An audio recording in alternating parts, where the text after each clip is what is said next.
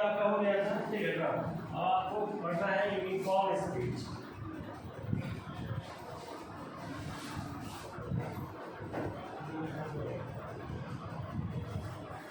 Uniform speed क्या होता है?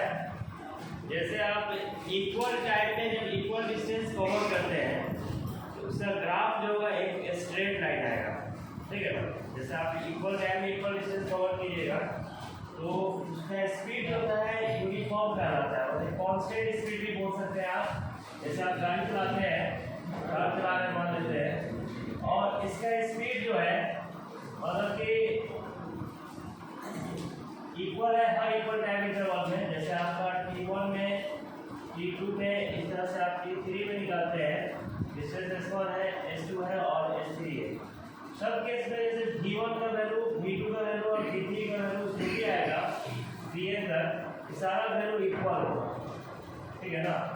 तो इक्वल टाइम में जब इक्वल डिस्टेंस कवर करते हैं, ठीक है, तो स्पीड क्या होगा? कांस्टेंट होगा। स्पीड आपका क्या होगा?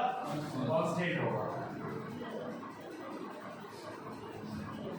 स्पीड जब कांस्टेंट होता है तो इसको यूनिफॉर्म कहा जाता है, ठीक है ना। Given body which is covered equal distances in equal interval of times, then speed of the given body is said to be uniform speed. इसको यूनिफॉर्म स्पीड बोला जाएगा, ठीक है ना। और इसका जो ग्राफ होगा, graph of uniform speed will be a straight line. Graph क्या होगा? स्ट्रेट लाइन होगा। Graph of uniform speed will be a straight line and which is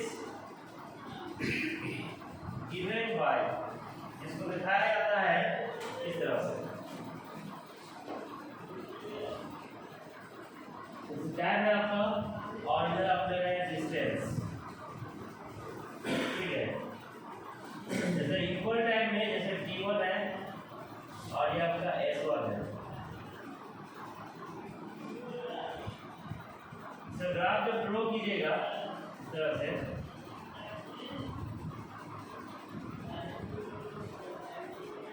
T1 में S1 डिस्टेंस कवर कर रहा है, T2 में आपका S2 कवर कर रहा है, T3 में आपका S3 कवर कर रहा है। इसका जो रेशियो आएगा V1, V2 और T3 का, वो क्या आएगा? कांस्टेंट आएगा, ठीक है ना। और स्ट्रेट लाइन नहीं बनेगा। ग्राफ कैसा होगा? Straight line. तो ग्राफ जब स्ट्रेट लाइन होगा देन ये होगा आपका यूनिफॉर्म स्पीड,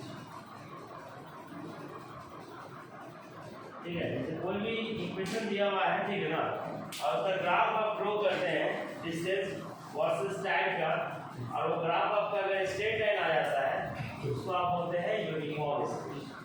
क्या बोलेंगे? यूनिफॉर्म स्पीड, ठीक है ना। इसी तरह से आपका है non uniform speed. Non uniform में क्या होगा कि ग्राफ इसका कर्व आएगा, मतलब इक्वल टाइम में और इक्वल डिस्टेंसेस कवर करेगा। बराबर समय में बराबर दूरी तय इसमें नहीं करता है, ठीक है ना। आप बोल सकते हैं कि a body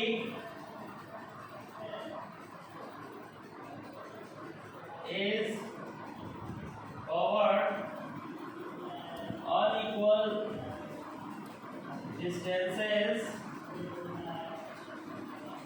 in equal interval of times,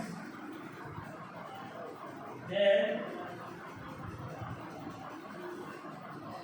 speed of the given body is said to be non-uniform। इसको non-uniform बोला जाएगा, non-uniform speed, ठीक है ना। Non uniform speed. और इसका ग्राफ जो होगा, graph of given relation will be a curve, ठीक है ना, it can not be a straight line, ये स्ट्रेट लाइन आपका नहीं होगा, ठीक है ना। नॉन यूनिफॉर्म स्पीड होगा तो उसका क्या होगा, अनइक्वल डिस्टेंसेस कवर करेगा, इक्वल इंटरवल ऑफ टाइम में देगा। ग्राफ कैसा है, कर्व है, ठीक है, एक कर्व होगा, ठीक है ना। तो ग्राफ जो होगा नॉन यूनिफॉर्म स्पीड का, graph of non uniform speed, graph उसका बनेगा एक कर्व। जैसे आप ग्राफ ड्रॉ कीजिएगा, इस डिस्टेंस वर्सेस टाइम का ग्राफ इस तरह से है, ठीक है ना। कर्व में कुछ जरूरी कि ऐसा ही होगा, कई तरह का कर्व हो सकता है, ठीक है। किधर से ये नॉन यूनिफॉर्म स्पीड का ग्राफ हो, नॉन यूनिफॉर्म स्पीड होगा, ग्राफ आपका कर्व आएगा, ठीक है। और आपका है नोट करिए, इसमें लिखना है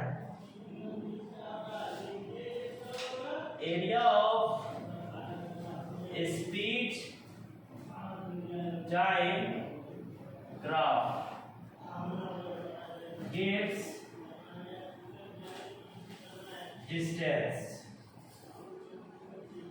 अगर स्पीड टाइम ग्राफ का एरिया निकाला जाए तो क्या देगा आपको, डिस्टेंस देगा, ठीक है ना। जैसे कोई भी आप एरिया निकालना चाहते हैं, जैसे आपका दिया हुआ इस तरह से टाइम है और ये आपका स्पीड है, ठीक है।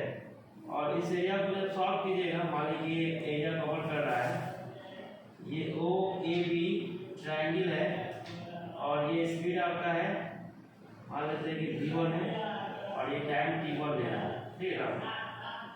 इस फिगर में अगर हम बात करें, ठीक है ना, इस फिगर में जब आप बात कीजिएगा, एरिया इसका जो होगा, area of given region, area of triangle निकालिए।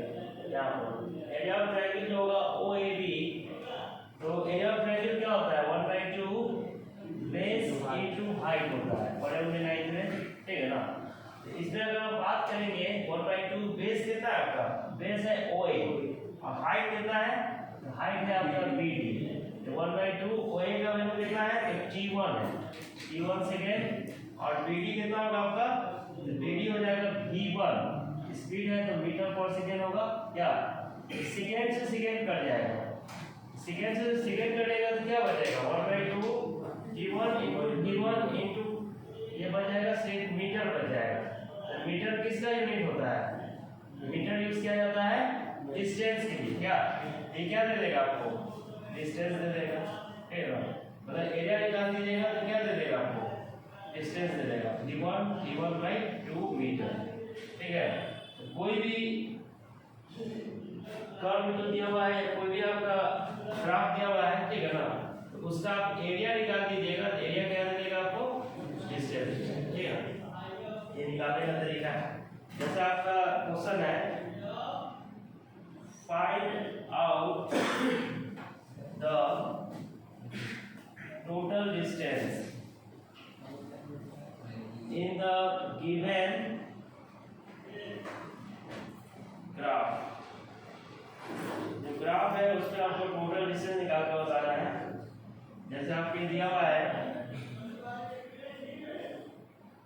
स्पीड टाइम ग्राफ मीटर पर सेकेंड, ये आपका है 50 और ये है आपका 20, ठीक है ना। उसके बाद आपका दिया हुआ है 30, उसके बाद आपको दिया हुआ है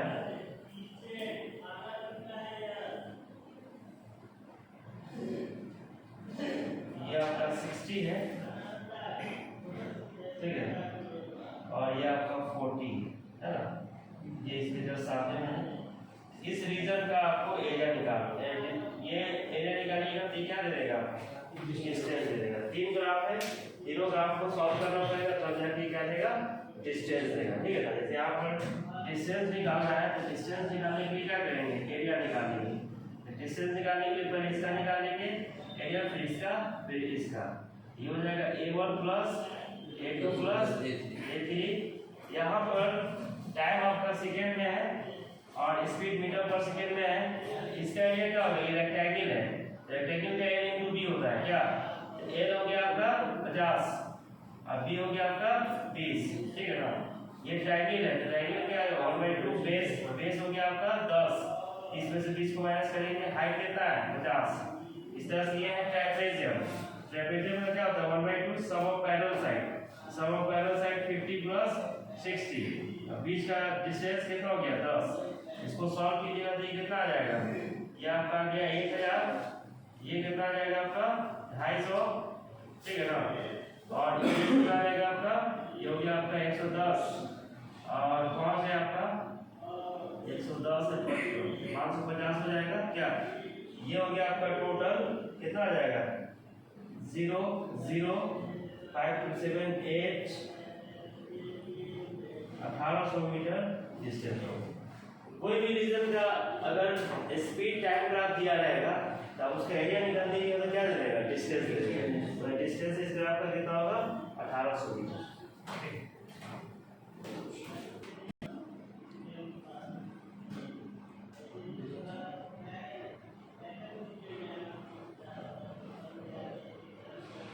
वेलोसिटी जो होगा आपका, वेलोसिटी जो होगा आपका डिस्प्लेसमेंट बाय टाइम का रेशियो होगा। जैसे स्पीड क्या था, डिस्टेंस बाय टाइम का रेशियो, तो वेलोसिटी क्या होगा आपका डिस्प्लेसमेंट बाय टाइम का रेशियो होगा। ठीक है ना। द रेशियो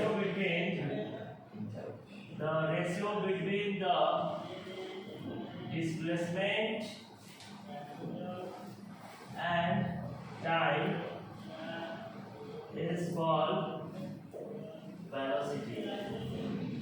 जैसे जो डिस्प्लेसमेंट टाइम का निकालेगा वो क्या कराएगा, वेलोसिटी। या ये भी बोल सकते हैं कि the rate of change of given body, rate of change of given, the rate of change of position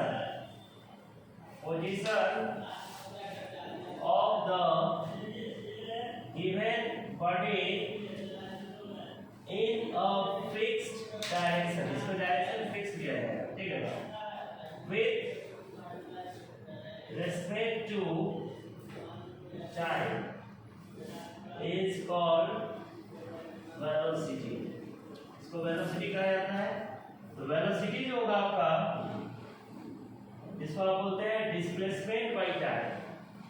velocity क्या होता है, डिस्प्लेसमेंट बाय टाइम होता है। डिस्प्लेसमेंट मतलब होता है शॉर्टेस्ट डिस्टेंस, सबसे सीधा स्ट्रेट जो है ना, नॉर्मल डिस्टेंस बोलते हैं। तो v वेक्टर इक्वल टू हो जाएगा s वेक्टर बाय t या d वेक्टर बाय t हो जाएगा। ठीक है। इसका SI यूनिट जो होगा आपका, SI unit of v vector s vector bye t है तो डिस्प्लेसमेंट का होगा मीटर, टाइम का होगा सेकंड, मीटर पर सेकंड हो जाएगा। ठीक है। इसका डायमेंशन जो होगा, डायमेंशन ऑफ v वेक्टर का जो डायमेंशन होगा s vector bye t, displacement में क्या होता है l, टाइम का होता है t, t कितना हो जाएगा nt माइनस 1। ठीक है ना। स्पीड और आपका वेलोसिटी का डायमेंशन और SI यूनिट सेम ही होगा, है ना। उसके बाद है आपका टाइप्स ऑफ वेलोसिटी। वेलोसिटी का भी टाइप होता है। ठीक है। फर्स्ट आपका है इंस्टेंटेनियस। फर्स्ट क्या है, इंस्टेंटेनियस वेलोसिटी। ठीक है।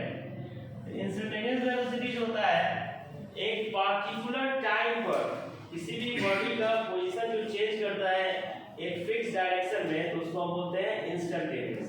एक इंस्टेंट पर पार्टिकुलर टाइम होता है, एक इंस्टेंट होगा। ठीक है ना। ग्राफिकली अगर आप इसको समझेंगे तो इस तरह से इसको दिखाया जाएगा।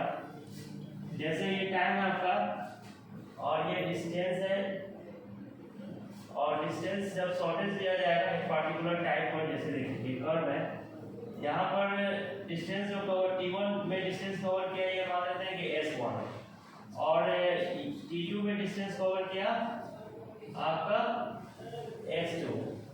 तो शॉर्टेस्ट डिस्टेंस होगा जिसको सबसे सीधा डिस्टेंस बोलते हैं ना होगा, ये आपका स्ट्रेट लाइन जो ग्राफ होगा। यहाँ पर चेंज इन पोजीशन जो होगा डेल्टा S, ठीक है। अब चेंज इन टाइम जो होगा delta T, delta S vector by delta T का जो रेशियो होगा यहाँ पर निकालिएगा। इस समय अगर मान लेते हैं कि T1 में इंस्टेंटेनियस स्पीड निकालना चाह रहे हैं, यहाँ T को टेंस टू 0 ले लीजिए। जैसे आप v इंस्टेंटेनियस निकालिएगा, इसको हम लिखेंगे limit delta T tends to 0 delta S vector by dt, मतलब change in position with respect to time जो होगा एक पार्टिकुलर टाइम पर। पार्टिकुलर मतलब क्या है कि जब टाइम 0 ले रहे हैं, 0 के करीब ले रहे हैं, 0 के करीब का मतलब क्या हुआ कि जैसे आप चलना स्टार्ट किए उस समय का जो स्पीड होगा, जैसे आप 1 घंटे के लिए गाड़ी चला रहे हैं और आपसे आधा घंटे के बाद स्पीड पूछा जाएगा, तो उस समय का एक स्पीड होगा एक पार्टिकुलर डायरेक्शन में, तो उसको हम क्या बोलेंगे इंस्टेंटेनियस वेलोसिटी। इंस्टेंटेनियस वेलोसिटी जो होगा वो होगा ds वेक्टर बाय dt होगा, मतलब v वेक्टर इक्वल टू जो होगा वेलोसिटी इंस्टेंटेनियस ये ds बाय dt। मतलब आप डिस्प्लेसमेंट को टाइम के रिस्पेक्ट में डिफरेंशिएट कर देंगे तो क्या दे देगा इंस्टेंटेनियस वेलोसिटी, ठीक है ना। इसको बोलते हैं the rate of change of position of the body